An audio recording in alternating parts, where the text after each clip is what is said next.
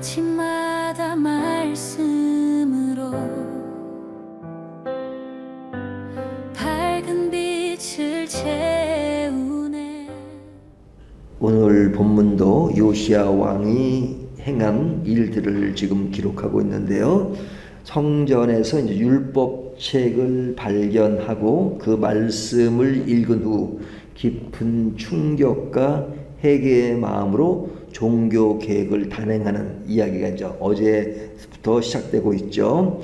그 개혁은 이제 우상을 제거하고 말씀에 따라서 예배를 회복하는 겁니다. 그 당시의 용어로는 제사를 드리는 거죠. 제사를 드리는데 그 제사가 오늘날 예배를 회복하는 그런 모습을 보입니다. 그래서 오늘 본문 내용을 이렇게 우리가 19절까지 쭉 읽었지만 이렇게 흐름을 이해하기 위해서 내용을 요약하면요. 1절부터 6절까지는 요시야 왕이 유월절을 지키기 위해서 제사장과 레인을 조직하고 언약궤를 제자리에 두고 예배의 질서를 회복합니다. 그러니까 지금 유월절이 오랫동안 지켜지지 않고 있었잖아요. 그러던 유월절을 지키는데 이제 정비를 하는 겁니다. 그 정비하는데 이제 어제 본문은 어떤 개인적인 것에 초점을 두고 있다면 오늘은 이제 조직적인 전체 사람들이 함께 어우러져서 그 일들을 체계적으로 행하는 그런 질서 회복을 위해서 지금 하나하나 해 나갑니다. 그래서 이런 레위인들이 맡은 그런 일들을 질서 있게 정리를 하고, 그리고 7절부터 9절까지는 이제 그 유월절을 위해서 왕이 백성들을 위해 그 제물들을 아낌없이 드립니다. 엄청난 양을 내놓고 또 왕이 내어놓으니까 또 다른 지도자들이 그것을 내어놓는 그런 그 순종하는, 말씀에 순종하는 헌신의 실천을 보이고 있죠. 그리고 이제 10절부터 15절까지는 제사장과 레위인들이 각자 직무에 충실하며 또 이 찬양대들은 찬양대들과 문지기들이 그 맡은 역할을 질서 있게 행하는 내용을 이야기하고 있습니다. 그 중에 이제 한 사람이 아삽이라는 사람이 나오죠. 이 사람은 이제 밴드 마스터인데 이제 그런 모든 그 찬양에 관해서 모든 일을 잘 이렇게 해 나가는 그런 모습을 보입니다. 그리고 제일 마지막에 이제 이 유월절은 선지자 사무엘 이후로 가장 크게, 그리고 성경 말씀, 율법의 말씀대로 제대로 지켜지는 유월절이었다 하는 것으로 오늘 본문을 마무리합니다. 이것이 이제 그 역사상 가장 성대한 유월절이다 이렇게 평가하기도 합니다. 그러니까 이 일들은 당연히 유월절이 되면 지켜야 되는 절기지만 그동안 유월절이 지켜지지 않았기 때문에 이 유월절 지킴이 더욱더 화려하게 장식이 되는 것이죠. 자, 이 내용이 주는 핵심 주제는 뭐냐?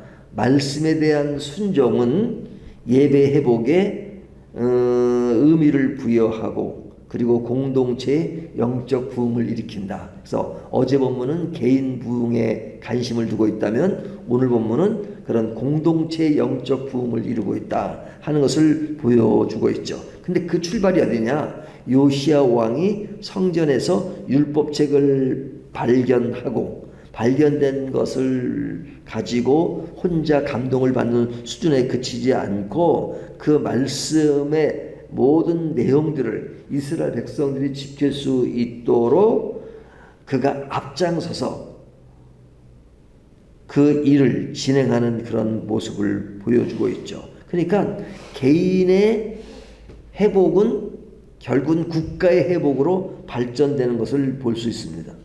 그래서 오늘 본문에 보면 율법에 기록한 규례대로 말씀을 따라 행하는 그런 것, 그러니까 말씀에 따라 행해지는 개인의 문제가 아니라 공동체 문제로 확대되는 그런 것을 볼 수 있죠. 자, 그렇다면 이 내용들은 사실 뭐 어렵지는 않잖아요. 어렵진 않잖아요. 근데 이 어렵지 않은 이 말씀이 실제 그 당시에는 오랫동안 유월절을 지키지 못하는 상황 속에서 지켜지게 됐다는 것은 엄청난 개혁이죠. 엄청난 변화죠. 그러니까 우리가 변화되는 것은 누가 변화됐대, 나라가 변화됐대 이렇게 쉽게 말할 수 있지만 그러나 그 변화가 되는 그 과정은 결코 쉽지 않은 거죠. 근데 요시야 왕이 율법책을 발견하고 진행되는 것, 이것이 엄청난 것인데 성전에서 율법책을 발견하는 그 자체가 얼마나 오랫동안 율법과 거리가 멀었으면 율법책을 성전에서 발견하냐고. 다행히도 발견된 것을 가지고 개인만 아니라 이스라엘 공동체가 이런 변화를 일으키는 것은 너무너무 감사한 일이고 불행 중 다행이죠. 자, 그렇다면 이 내용이 오늘날 우리들에게 주는 도전과 바람은 무엇인가? 이 바람은 말씀은 그냥 단순히 듣는 것으로 그치지 않고 삶으로 순종될 때 진정한 예배가 될 수 있다. 이제 어제 본문과 같은 내용의 말씀인데요. 우리가 말씀을 풍성히 접하지만 그러나 접하는 것으로 끝나는 것이 아니라 그 말씀에 대한 실천과 순종하는 것이 굉장히 중요합니다. 그래서 우리가 큐티할 때 늘 강조하는 것이 뭐예요? 적용이죠. 적용.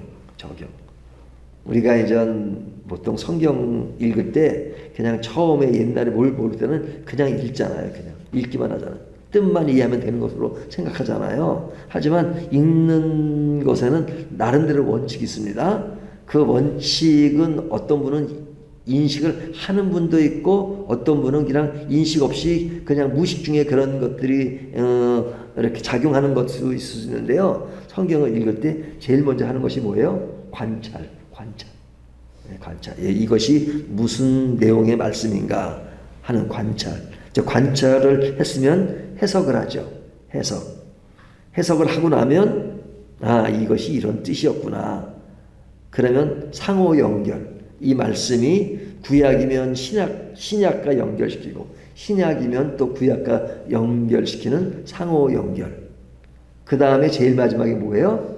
어플리케이션. 적용을 하잖아요. 적용. 근데 그 서양 사람들은, 영국 사람들은 개인 적용을 잘해요. 왜냐하면 오랫동안 기독교 문화에 있었기 때문에 성경을 읽으면 개인에게 적용하는 것이 잘합니다. 근데 이제 우리나라 사람들은 이 학력 수준이나 이런 것은 세계 어디를 내놔도 떨어지지 않는 그런 수준을 가지고 있습니다. 근데 어떤 분은 말하기를 글을 읽는 실력들은 대단한데 성경 읽는 수준은 좀 떨어진다. 뭐 이렇게 얘기하기도 해요. 근데 그 왜 그러냐면 적용을 잘 못해요. 적용을. 그러니까 이 말씀은 보면 그냥 옛날 학교 다닐 때처럼 그냥 본문이 이런 뜻이다라는 이해만 하지 적용을 잘 못해요. 적용을 잘 못한다는 것은 나에게 오는 메시지로 이해를 못한다는 거죠. 그래서 이제 우리 한국 교회 목사님들은요, 사실은 설교를 하면 적용 위주로 설교를 하시는 분도 많아요. 적용 위주. 너무 적용 위주로 하다 보니까 성경 본문과는 또 너무 동떨어진 그런 부분도 있는데 적용은 굉장히 중요합니다. 근데 이제 적용은 다 다르잖아요. 성경을 똑같이 읽어도 제가 적용하는 게 다르고 우리 장로님, 집사님, 권사님, 사모님 적용하는 것이 다를 수 있잖아요. 그래서 제가 영국에 있을 때 보면 영국교회 목사님들은 설교할 때 우리나라 목회자들이랑 많이 달라요. 우리나라 목회자들은 이렇게 적용 부분이 강한데 말하자면 요리를 딱 할 때 완전한 요리를 만들어 딱 주고 먹어라 하는 그런 식이잖아요. 근데 영국 목사들은 적용까지 안 가요. 적용까지. 그냥 이것이 적용까지 갈 수 있도록 막 도와줘요. 그리고 제일 마지막에 적용이라고 해봤자 How about you? 당신은 어떻습니까? 그러니까 이렇게 쭉 가다가 그 부분에서는 각자가 적용해야 돼요. 각자가. 목회자가 다 만들어주면 그 만들어진 틀에 그냥 끌려가요. 하지만 적용은 다를 수 있잖아요. 그러니까 적용까지 가는 그런 관찰과 해석과 상호작용을 쭉 가다가 How about you? 당신은 어떻습니까? 근데 우리는 당신은 어떻습니까? 그러면 잘 못하는 성향이 있으니까 그것을 막 요리 만들어줘. 그러다 보니까 조금 말씀이랑 멀어지는 경우도 있죠. 그렇기 때문에 사실은 우리가 이렇게 새벽에 설교도 듣고 주일날 설교도 듣지만 가장 중요한 것은 나 개인이 말씀에 늘 익숙해지는 겁니다. 말씀에. 늘 말씀. 아무리 전해지는 말씀이라도 내가 소화를 못하면 내 것이 아니죠.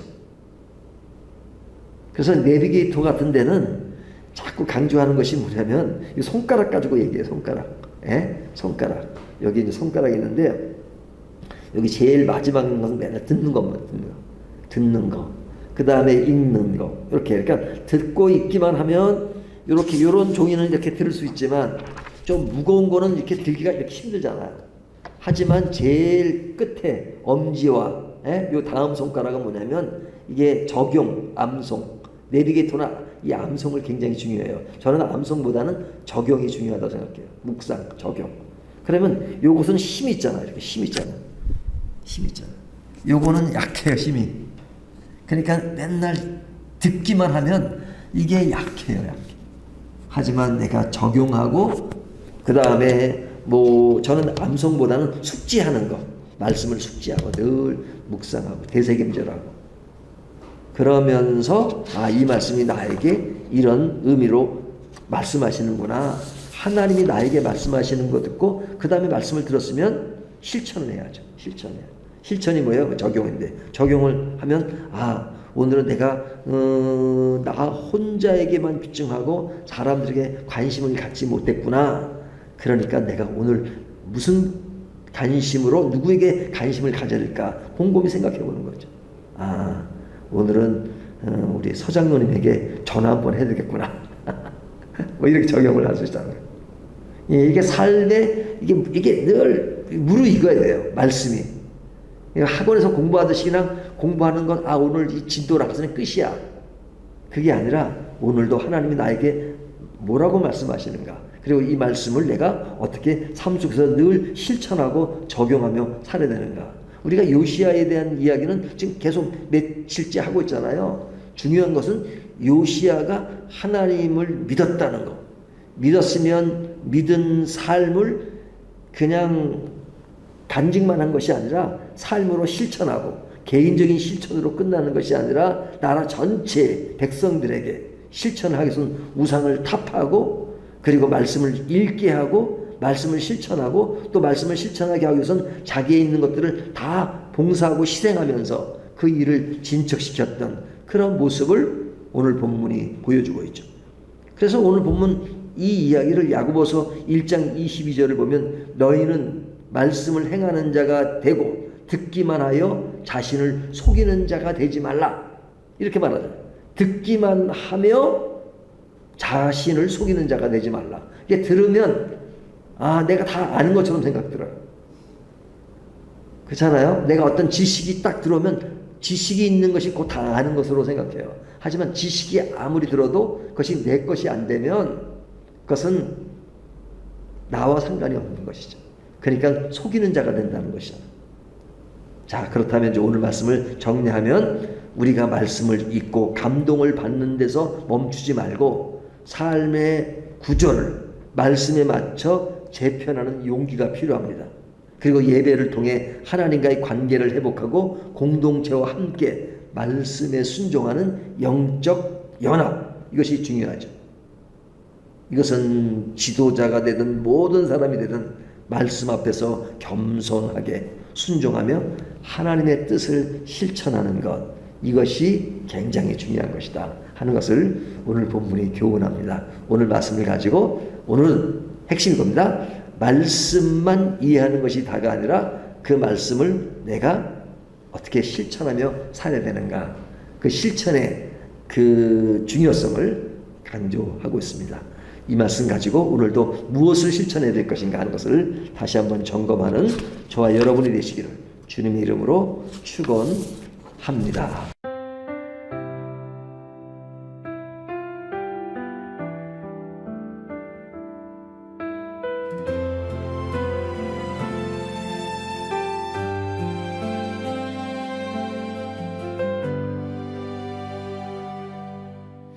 아침마다 말씀으로 밝은 빛을 채우네. 기도 속에 주님 계시고 숨결만